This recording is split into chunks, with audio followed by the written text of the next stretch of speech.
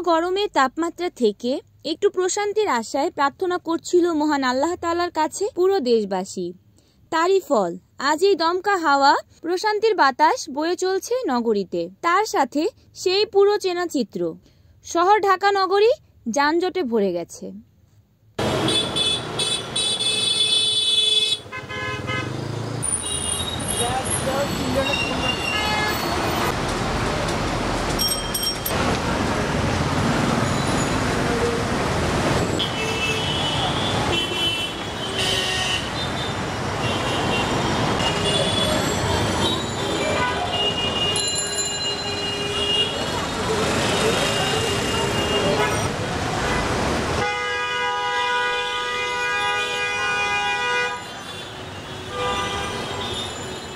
কামাল হোসেনের ক্যামেরায় desk report, NAN TV, Dhaka.